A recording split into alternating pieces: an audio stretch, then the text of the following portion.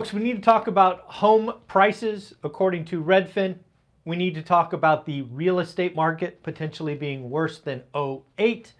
We need to talk about earnings from folks like Tesla and DR Horton and much, much more. Let's get into the daily financial news for April 20th. First, we need to talk about the Fed Beige Book, which was released yesterday. Essentially, it points to the U.S. economy is slowing. In fact, if you read the Beige report, it actually says the U.S. economy has stalled in recent weeks and access to credit is narrowing. Again, this is something I've tried to highlight to you for the last month. I came to you that Saturday after Silicon Valley Bank and told you I think the consumer broke. And I've also shared with you that I believe the May 3rd Fed meeting is actually horrible timing. They're going to be reacting to inflation data pre-crisis.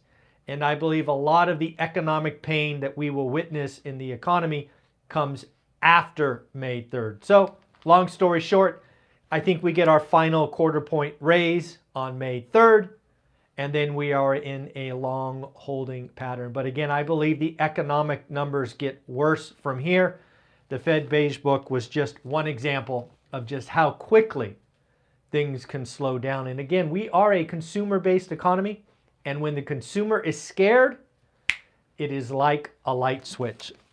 On top of that, we are getting our weekly drip of unemployment data. Remember, you and I can talk every Thursday about weekly unemployment claims. They are trending up. They came in at 240,000, I want to say. No, 245,000, excuse me, 245,000 expectations were 240,000. Remember, folks, for about 6 months or so, we kept coming in low. Now I do believe we are now consistently coming above. On top of the unemployment, I think what the market will react today, and I'm sure the treasuries are probably weak, or the 10-year is weak today, the 2-year. The Philly Fed basically gave a snapshot of the business, and it is not good. The business outlook was expected to be negative 19. Again, don't worry about the numbers, worry about the direction. Expected to be negative 19.3, came in at negative 31.3. That is a huge miss to the downside. This is the 8th month in a row the Philly Fed has been negative, and it appears to be getting worse. So again, more and more signs the economy is slowing. Again, unfortunately, we're going to have a May 3rd reading, get our last and final quarter point, and then we just hold on tight and see how interesting things get from there. I don't know if you saw the report from Redfin, but apparently Redfin is giving ammunition to the Crash Bros, talking about home prices in the month of February. Remember, this is not March. February down 3.3%. Again, remember, I believe we have to pay for the sins of last year. If you remember housing in 2022, there was a 4-month window where buyers were overpaying at ridiculous levels. This was my thesis very early in January when I warned you, we will have 4 negative year-on-year numbers. We are entering that period right now. Pending home sales down 27%. New listings down 23%.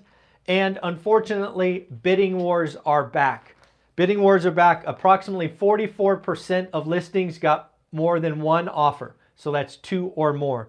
Just by comparison to last year, again, remember last year was nutty, was crazy, record low inventory. We were at 62%. I believe 44% is still unhealthy. 62% is wildly unhealthy. So again, I want to be clear. That was March data. I believe I said February. My error. It is March data. So again, March data, a little more recent. So again, Redfin, home prices down 3.3% according to Redfin. That is on a year-on-year basis. So more and more folks are coming out and talking about the real estate market being worse than '08. We have to watch vocabulary. When I talk housing market, that is single-family homes.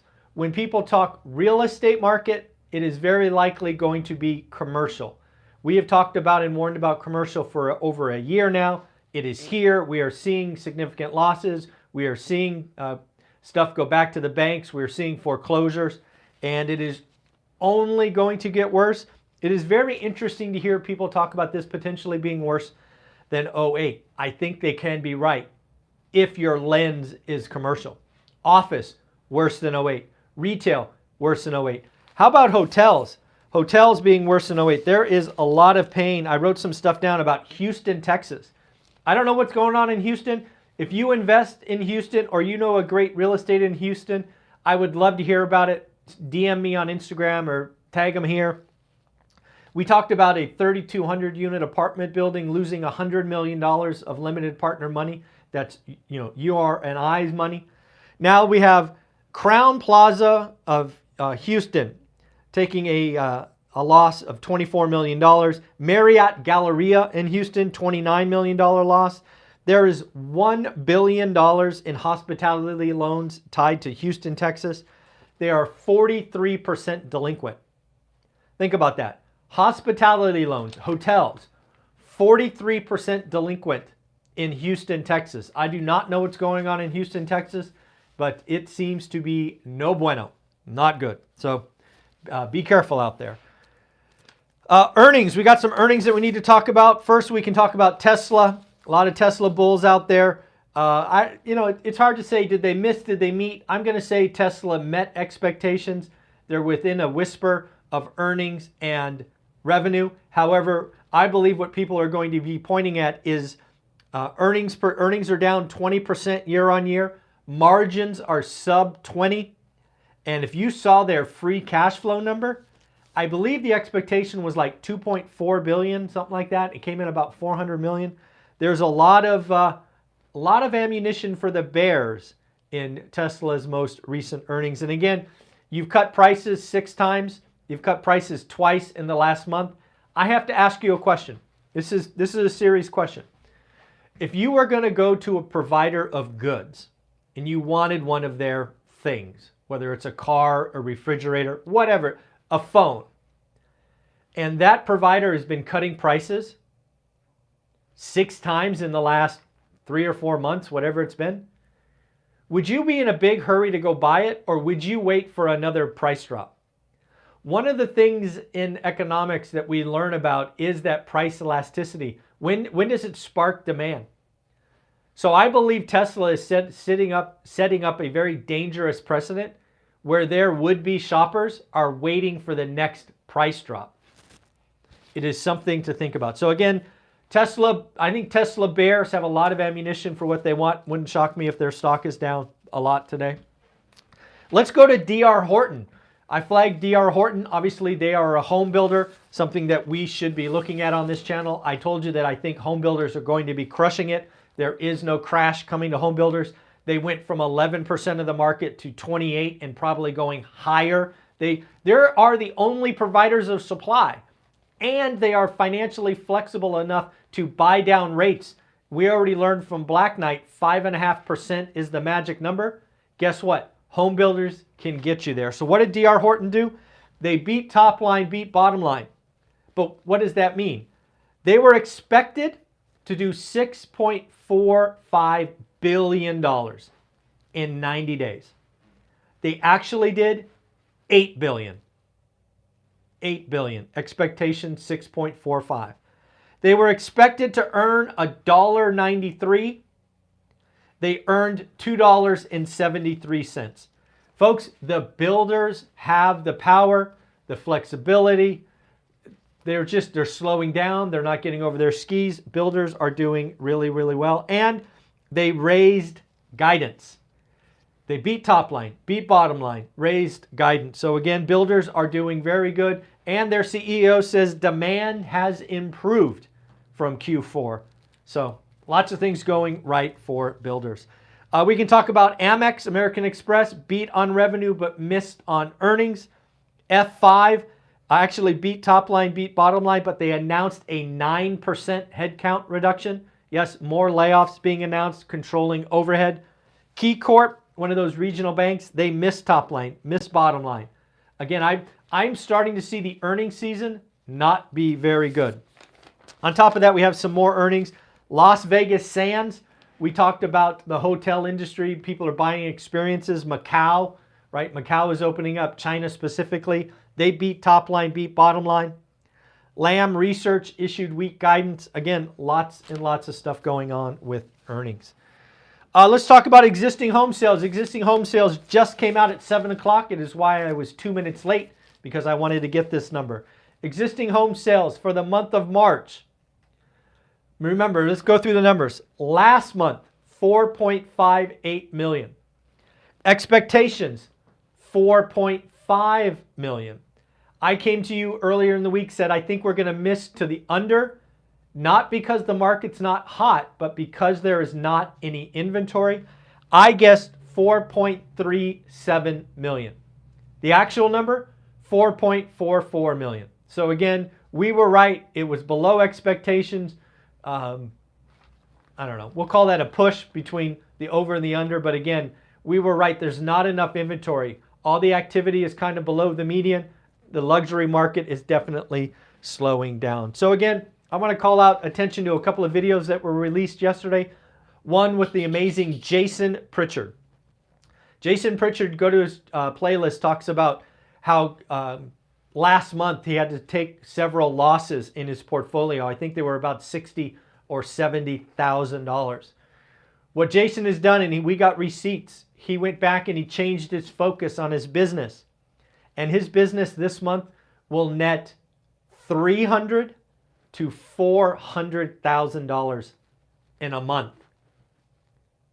If you are in the business of wholesaling and flipping, do yourself a favor, focus below the median. You need to hear Jason talk about that. More importantly, you need to be at the event this Sunday. This Sunday, 8, 9, and 10, we have 3 amazing folks, of which Jason is one of them.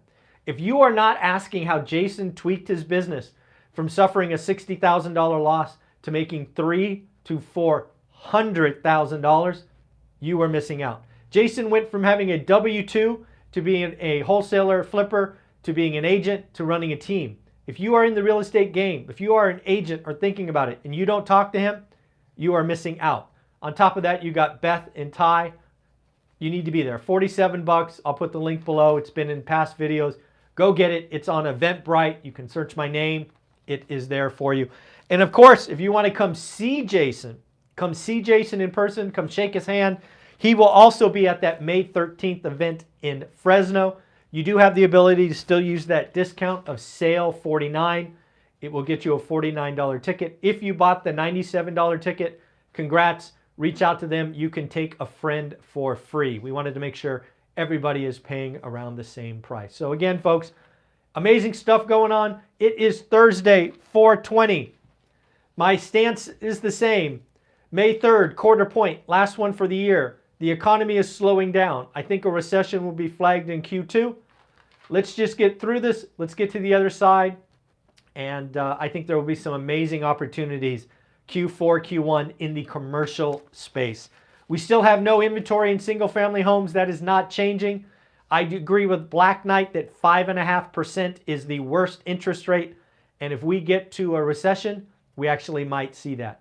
But lastly, let's congratulate Andrew. Andrew is someone who is doing the work, and Andrew got his first deal. There is nothing like getting your first deal. Andrew, congratulations. Your card will go out in the mail today. All right, everybody, take care of yourself. Have a wonderful day. Bye-bye.